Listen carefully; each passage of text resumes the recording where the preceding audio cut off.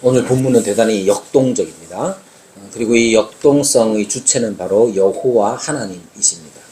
특히 여호와의 말씀에 관하여서 그 역사를, 그 일하심을 보게 되는 것이죠. 본문의 의미를 좀 더 깊이 이해하기 위해서 필요한 것은 주어와 동사를 주목하면서 그것이 펼쳐지는 장이 어디인지를 살피는 겁니다. 여기에 이제 주어는 당연히 여호와의 말씀이죠. 여호와의 말씀.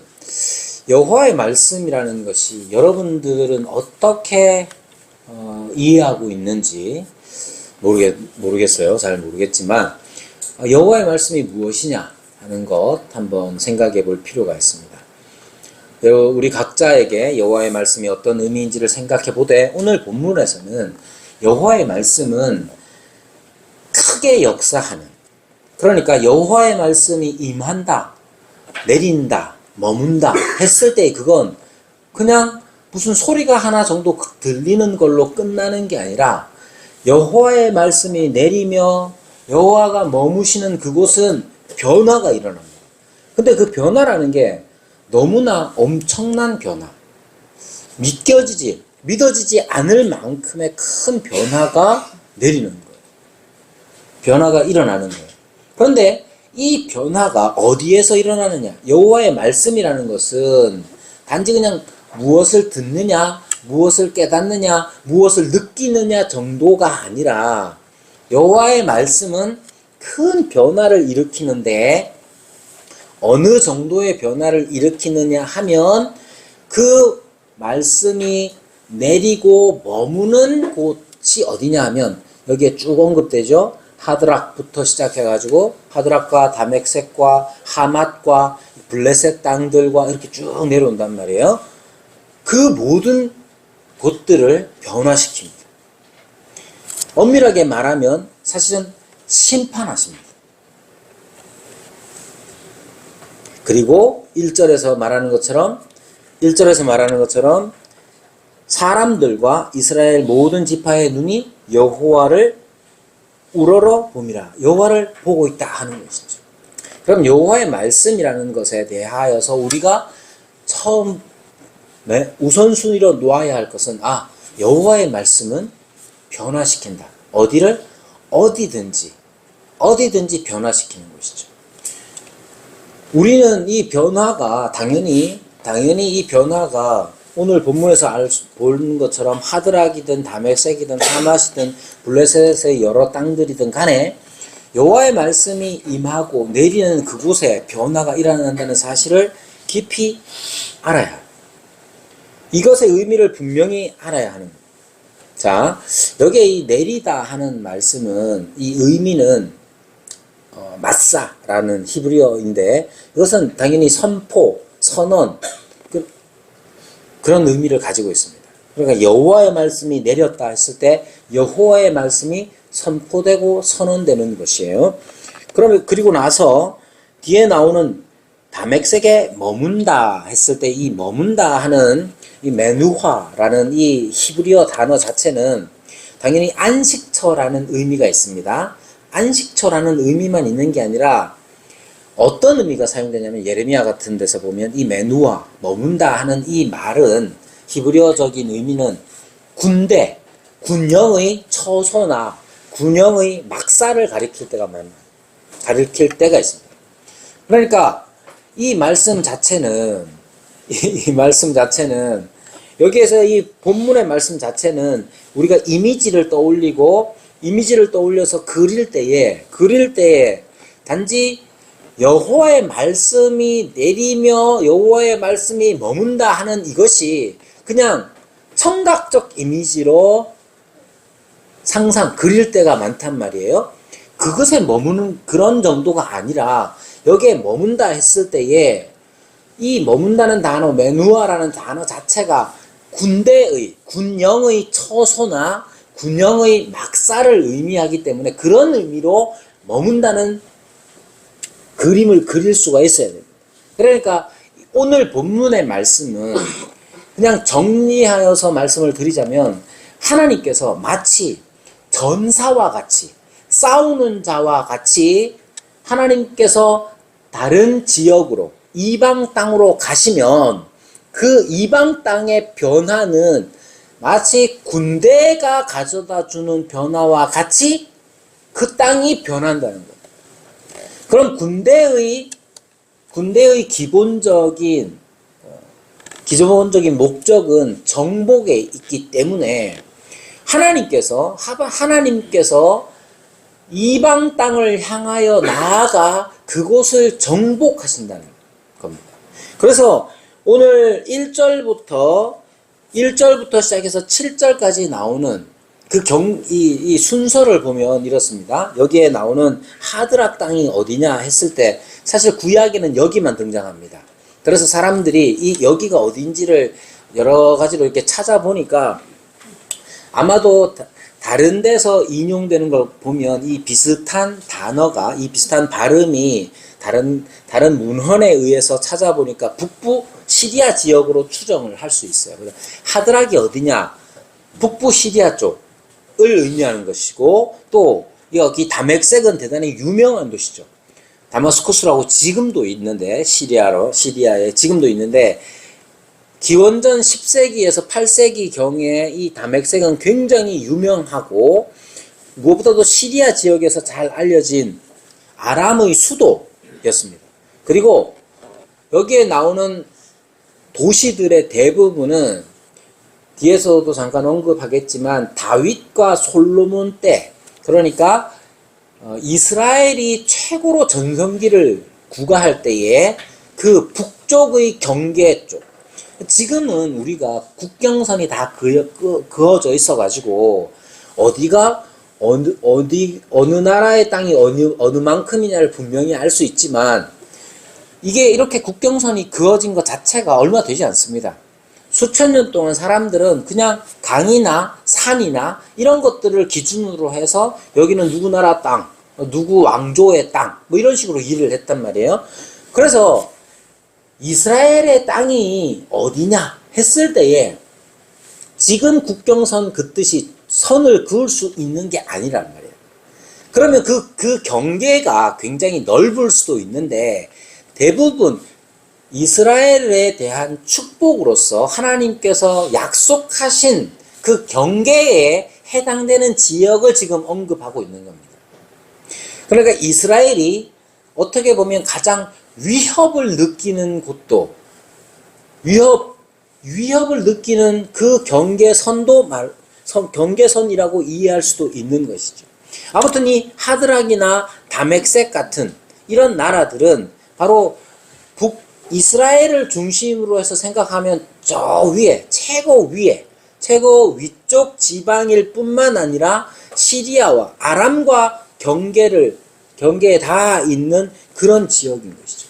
그런 지역에도 어떻게 합니까? 하나님의 말씀이 하나님께서 전사로서 찾아가시고 그리고 거기를 정복해 나가신다는 사실을 보여주고 있는 것이죠.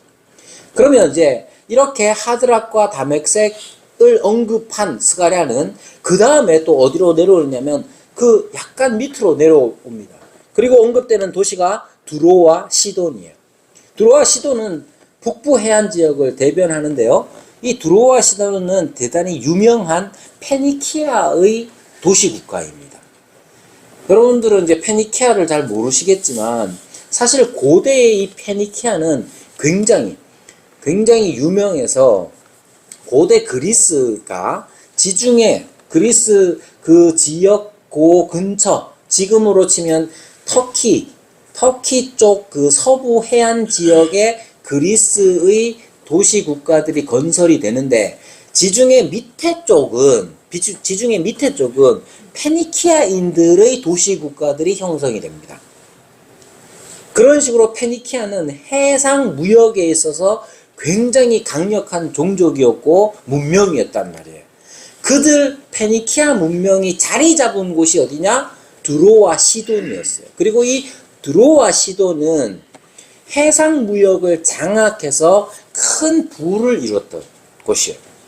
여기에 보면 두로에 대하여 말할 때에 그들이 매우 지혜롭다 라고 했을 때 이 지혜로움은 성경적 지혜가 아니고 그들은 굉장한 부를 쌓았다 하는 의미로 생각하면 됩니다. 그들은 사실 이제 히브리어 단어로 매우 지혜롭다는 이 말은 넓은 지혜를 의미하는데 이제 단어적으로 그들은 굉장히 탁월한 상술 뿐만 아니라 놀라운 부의 축적 방식을 가지고 있어서 이 두로와 시돈은 그걸로 유명했던 것이에요. 특히 두로는 여기에 3절에 보면 자기를 위하여 요새를 건축했다라고 하지 않습니까? 이 두로는 이 요새를 건축해서 은과 금을 축적을 했습니다. 그래서 이 사람들은 이 탄탄한 요새 덕을 굉장히 많이 봅니다. 지금도 성경 지리 여행을 가면 두로에 가거든요. 두로에 가면 거기 항구 도시예요. 그래서 두로에 내려서 요새, 그 옛날에 지어진 요새를 구경합니다. 이 요새가 얼마나 강력한지 아수르, 이 아시리아라는 이 아주 폭력적인 이 제국에 맞서서 5년간 맞서 싸웠습니다. 그리고 지켜냅니다. 바벨론하고는 13년 동안 이 바벨론이라는 이 대제국이 이 두로의 요새를 공략했음에도 함락시키지 못하는 말 그대로 난공불락의 도성이 바로 두로였어요. 두로의 요새였어요. 그래서 이 바벨론 제국 다음에 일어난 이 페르시아 제국은 그냥 아예 너네들은 너네들끼리 살아라 그리고 이제 자치권을 인정해 줄 정도였어요. 그 다음에 등장한 이제 제국이 이제 알렉산드로스인데 알렉산드로스는 뚝을 쌓아서 이 요새를 점령합니다. 그만큼 이 두로는 요새로 유명한 그러한 섬일 뿐만 아니라 적들의 공격으로부터 이 탄탄한 요새를 지어서 계속해서 유명했던 것이죠. 그런데 그들도 어떻게 됩니까? 하나님의 심판 앞에 무너지게 됩니다. 그들이 쌓은 요새와 은과 축적한 은과 금 그런 것들이 세상의 권력과 세상의 힘 앞에서는 버틸 수 있었지만 하나님의 말씀 앞에서는 어떻게 되느냐 하면 4절에 주께서 그를 정복하시며 그의 권세를 바다에 쳐 넣으시리니 그가 불에 삼켜질지라 이렇게 말합니다. 하나님의 말씀은 이렇게 심판하시는 그 정복의 역사가 있는 거예요. 이 하나님의 말씀의 정복이라는 것 자체는 우리가 생각할 때에 여기에서 또 그려지는 것처럼 요새가 폭발하거나 아니면 어떤 문명이나 문화나 혹은 어떤 세력들이 깨어진다기보다는 그들에 대한 하나님의 심판의 임재를 말하는 것이죠. 이러한 하나님의 말씀의 역사, 하나님의 말씀의 정복의 역사가 유다, 이스라엘과 가장 근접한 블레셋에게도 전달됩니다. 그러니까 하나님의 역사, 하나님의 말씀의 역사가 이제 블레셋 사람들에게까지 들려지고 보여지게 되는 것이죠. 여기에서 이 블레셋 사람들은 오래전부터 유다와 즉 이스라엘과는 적대적인 관계였습니다. 여러분들도 잘 아시다시피 사무엘서 같은 데 보면 블레셋이 얼마나 이스라엘을 괴롭혀 왔는지 보게 됩니다. 그런데 그들이 이 북방에서 일어난 일, 하드락과 다메섹과 하맛과 두로와 시돈에서 일어난 일들을 보면서 그들은 두려워하게 되는 것이죠. 그래서 5절에 보면 아스글론이 보고 무서워하며 가사도 심히 아파할 것이며 에그론은 그 소망이 수치가 되므로 이렇게 하나님의 말씀의 역사를 그들이 보게 되는 것이죠. 그런데 하나님의 말씀의 역사는 이것으로 끝나지가 않습니다. 하나님의 정복의 역사라는 것은 단지 어떤 도시 국가들을 멸망시키거나 아니면 어떤 눈에 보이는 어떤 세력들을 타파하는 것으로 끝나는 게 아님을 보게 되죠. 블레셋은 오랫동안 유다와 이스라엘과 적대적인 관계에 있었습니다. 유다는 사실은 이스라엘이 정복전쟁을 벌일 때에 이 블레셋까지도 멸절시켜야 하는 그런 하나님의 심판의 대상이었지만 이 이스라엘이 블레셋을 정복하지 못합니다. 블레셋은 원래 그 페니키아 사람들이 서부 이스라엘 가나안 땅의 서부 해안 평지 지역에 자리 잡은 그러한 사람들인데 그들은 자기들에게로 온 이 이스라엘과 굉장히 다툼이 심했습니다. 그리고 이러한 것들은 다윗에게서도 그 이전에 사무엘 시대에도 잘 보여주는 것처럼 굉장히 이스라엘을 곤혹하게 어렵게 만들었던 것이죠. 그런데 그들에게 어떤 일이 일어나느냐 하면 7절에서 보면 그의 입에서 그의 피를 그의 이사이에서 그 가증한 것을 제거하리니 이렇게 말합니다. 이걸 이렇게 제거하는 주체가 누구냐면 여호와의 말씀이에요. 그러면 하나님의 말씀이 역사하는 바는 뭐냐? 7절 상반절이 의미하는 바는 뭐냐 하면 신학자들마다 여러 해석들을 덧붙이지만 우리가 받아들일 수 있거나 혹은 뭐 더 충분히 이해할 수 있는 것은 바로 그들의 이 제사, 가증한 제의를 하나님께서 고치신다는 뜻이에요. 하나님의 말씀이 그의 입에서 그의 피를 그의 이사에서 그 가증한 것을 제거한다라고 했을 때 이 제거는 무엇을 제거하느냐면 기본적으로는 블레셋이 가지고 있는 이방의 제사 방식을 말합니다. 여기에 피라든지 가증함이라든지 이런 것들이 대부분 구약에서는 제의적인 것, 제사와 관련해서 사용되는 단어들이기 때문에 그렇습니다. 여호와께서 하나님의 말씀, 여호와의 말씀이 역사하시면 내리고 거기에 머물면 여호와의 말씀의 정복의 역사가 일어나는데 그 정복의 역사라는 것, 심판의 역사라는 것은 하나님 앞에 가증한 제사, 하나님 앞에 옳지 않은 예배, 그런 것들이 제하여지는 역사인 것입니다. 그리고 이러한 하나님의 말씀의 역사는 어떤 변화를 가져오느냐 하면 7절에 놀라운 말씀이 거기 있죠. 하반절에 그들도 남아서 우리 하나님께 돌아와서 유다의 한 지도자같이 되겠고 에그로는 여부스 사람같이 되리라 이렇게 말합니다. 첫 번째, 그들은 하나님의 말씀의 역사가 어떤 변화를 가져오느냐 하면 그들의 우상 숭배의 그 가증한 것, 그 제의적인 옳지 않은 그 제사들이 제거될 뿐만 아니라 그들이 유다의 한 지도자 같이 될 것이라고 말합니다. 하나님의 말씀의 역사는 바로 이방, 죄인, 그런 자들을 변화시켜서 유다의 한 지도자 같이 되게 만드는 역사예요.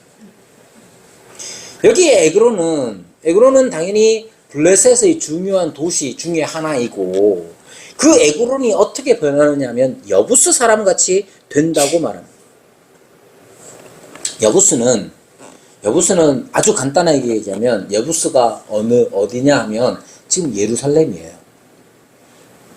여부스는 예루살렘이 됩니다. 여부스는 사실은 가나안에 하나님께서 가나안 7 족속을 멸절시키라 했을 때 그 7 족속 중에 하나였어요. 원래 이 여부스라는 말 자체가 타작마당이라는 뜻인데 이렇게 멸절시켜야 할 가나안의 7 족속 중 하나였지만 그때 가나안 정복 전쟁이 있을 때에 여부스 왕 아도니세덱을 죽이기는 했지만 정복하지는 못했습니다. 그리고 나서 여호수아 이후로 한 400년까지 계속해서 여부스는 지금의 예루살렘, 거기에 원래 여부스예요. 거기에서 400년 동안 계속해서 있다가 400년 뒤에 다윗에 의해서 완전히 정복됩니다. 그리고 다윗이 말년에 교만함으로 인구조사를 했을 때 하나님의 징계를 받죠.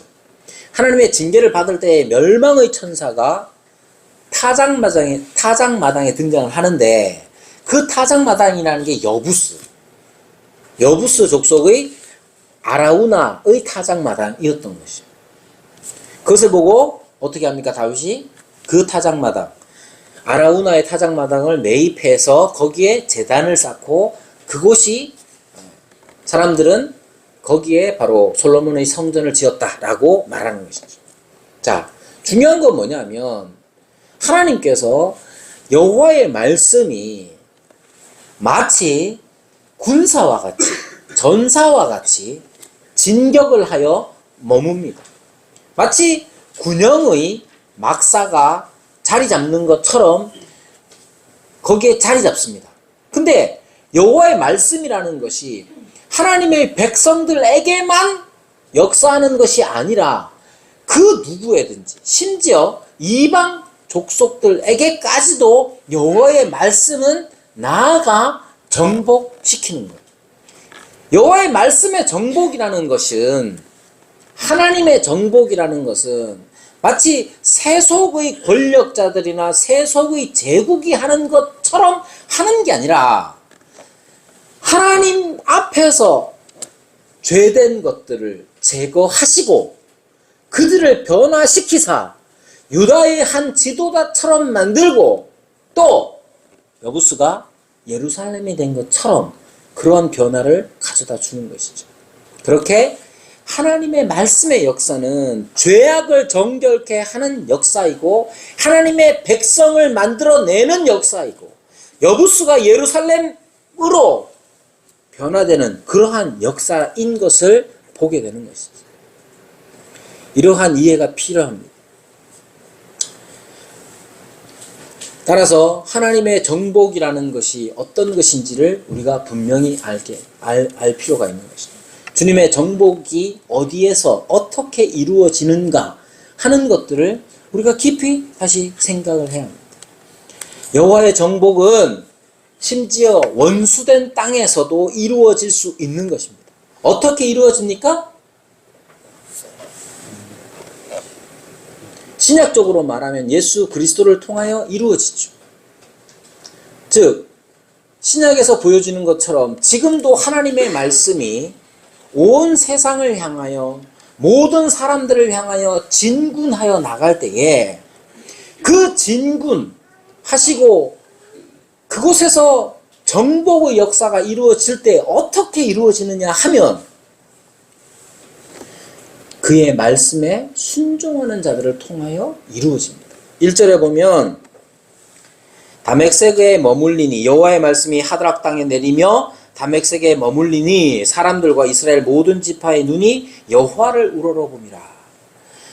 여기 중요한 것은 바로 이겁니다. 어떤 변화가 어떤 땅에서 일어나든지 간에 중요한 건 이스라엘이 하나님의 백성이 그것들을 보는 게 중요합니다. 왜 중요하냐 하면 그 변화가 하나님의 말씀의 역사라는 사실을 온전히 깨달을 수 있는 사람들이 누구냐? 하나님의 백성밖에 없습니다. 이것이 중요합니다. 하나님께서 어떤 사람들을 윤리적으로 변화시킬 수도 있죠. 하나님께서 어떤 사람들을 어떻게 변화시키는지 그것이 하나님께 영광이 될 수 있는 것. 하나님의 역사의 변화가 사람들로 하여금 찬송과 영광이 될 수 있도록 사람들이 알 수 있어야 하는데 그걸 누가 아느냐 했을 때 하나님의 백성이 아는 것이죠. 결국 우리는 하나님의 말씀의 역사가 주님의 정복의 역사가 어떻게 일어나는지 분명히 아는 사람들이어야 합니다. 중요한 건 보게 된다는 거예요. 1절에서 강조하는 것처럼. 여기에서도 우리가 보아야 할 것들이 있습니다. 여러분, 오늘 우리가 추수감사 절, 요즘은 이제 각 교단마다 한국의 상황에 맞도록 추수감사절을 한국적으로 날짜를 변경해서 하더라고요. 그래서 이미 다른 교단에서는 추수감사주의를 지낸 교단들이 많이 있습니다. 우리는 굳이 그냥 이때 합니다. 왜냐하면 우리는 추수하는 사람들이 별로 없어서 언제가 중요하지 않아요. 추수 다 끝냈죠. 추수 다 끝냈지만 여기 이제 추수하는 사람은 우리 교회에서 한 사람밖에 없어가지고 그래서 그냥 기존의 방식대로 날짜대로 합니다. 갑자기 왜 추수 얘기를 하느냐면 감사와 관련해서 여러분들이 오늘 우리가 감사 찬양제를 하는 여러분들이 얼만큼 감사를 하고 있는지 한번 생각해 보세요. 우리의 감사가 의무가 아니어야 하잖아요. 오늘도 이제 이번 주 내내 사실은 우리 집에서도 우리 감사 찬양을 해야 되는데 뭘 해야 되는지 말만 하다가 한 2, 3일 전부터 이제 긴급해져가지고 우리도 이제 마음이 많이 바빠져가지고 뭐 여러 가지로 막 했어요. 근데 이제 반주해야 할 우리 아들은 저 대구에 있고 막 이러니까 결국은 이제 어제부터 막 거의 막 긴급하게 막 돌아가는 거죠. 우리 지금 이제 수능이 끝났기 때문에 우리 셋째 딸은 이제 심리적 고3 상태에 있습니다. 심리적 고3 상태가 된 지 좀 됐긴 했지만 이 와중에 지금 자기는 이제 고3이고 이제 앞에 선배가 고3 수능이 끝나고 이제 다음 수능 이제 수능 대상자인데 지금 엄마는 자꾸 불러다가 찬양을 준비를 시키고 더군다나 엄마 아빠 생일이라고 불러다가 밥도 먹어야 되고 막 온갖 의무들이 우리 딸을 사로잡을 수 있죠. 우리의 감사는 어떤가 생각해 보세요. 우리가 감사 찬양제를 할 때에 감사해서 감사 찬양제를 합니까? 아니면 하라고 해서 합니까? 그러면 그 차이를 내는 중요한 게 뭐냐? 그게 중요해요. 우리의 감사가 의무가 아니라 당연한 반응이자 진정한 찬송이 되려면 무엇가 필요하겠습니까? 여러분 감사해야 됩니다. 괜히 이렇게 소리 지른다고 되는 일이 아니잖아요. 하나님의 말씀의 정복이 일어나고 있다는 사실을 우리가 목도하는 게 중요합니다.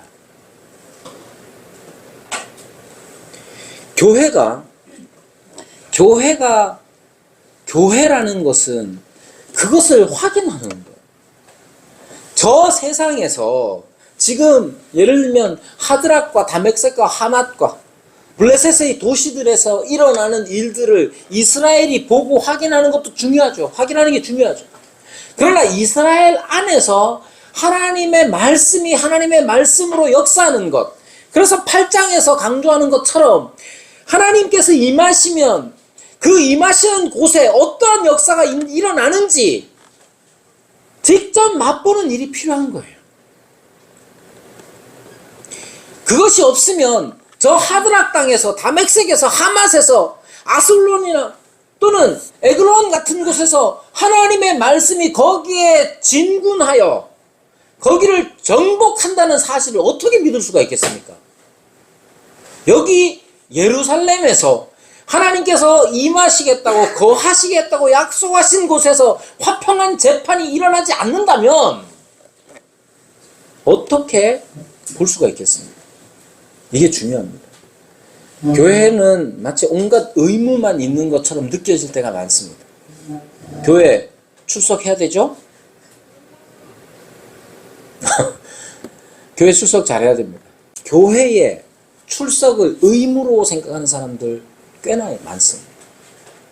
뿐만 아니라 여러분들 봉사, 헌금, 기도, 전도 이 모든 것들을 다 의무로만 생각합니다. 그 의무 맞죠?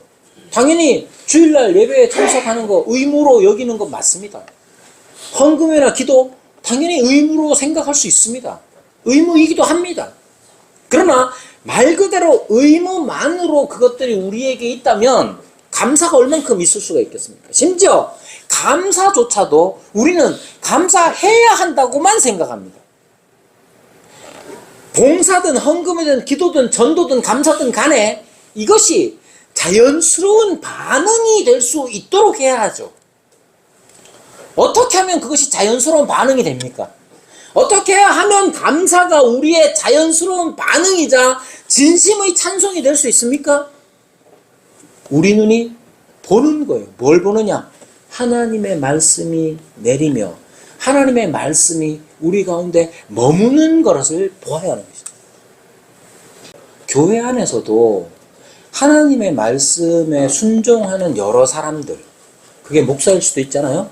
근데 목사만 있는 게 아니라 교회 누나들, 교회 언니들, 이런 사람들이 이 두 사람이 그냥 뭐 알아서 하겠지 그렇게 포기하는 게 아니라 하나님의 뜻 안에서 이 두 사람이 서로의 다른 점들을 서로 이해하고 성숙해 갈 수 있도록 옆에서 역할을 하고 도울 수 있는 그런 일들이 어떻게 보면 되게 유치하고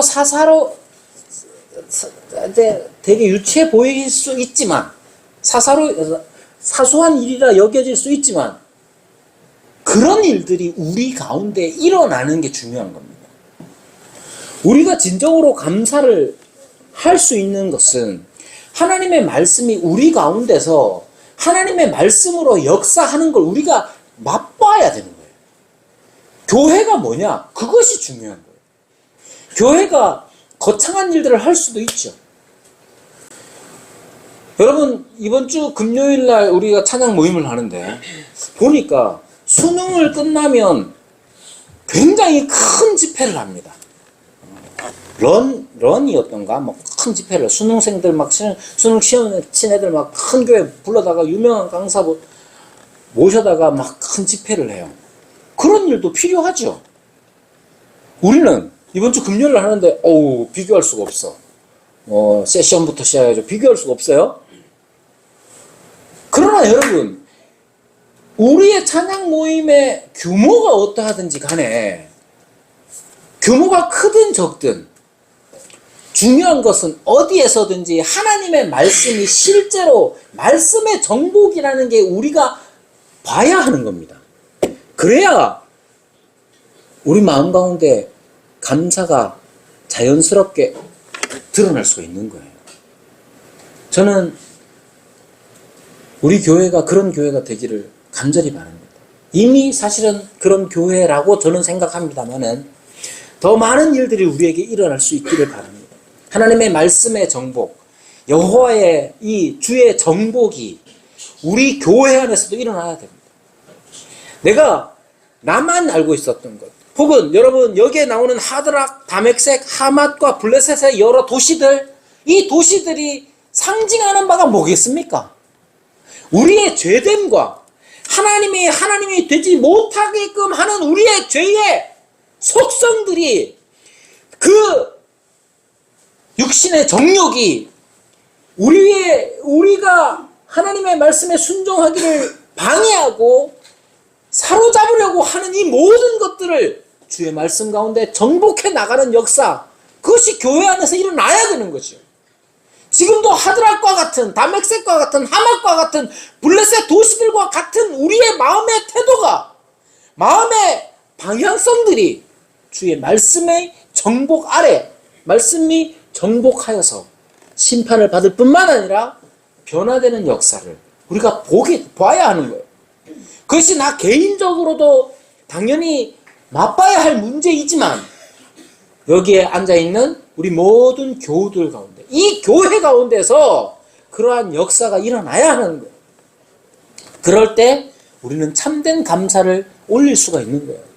감사가 의무가 아니라 우리의 그냥 흥얼거리는 노래요, 우리를 사로잡고 있는 마음의 기분의 태도요, 모든 것이 될 수 있도록 해야 합니다.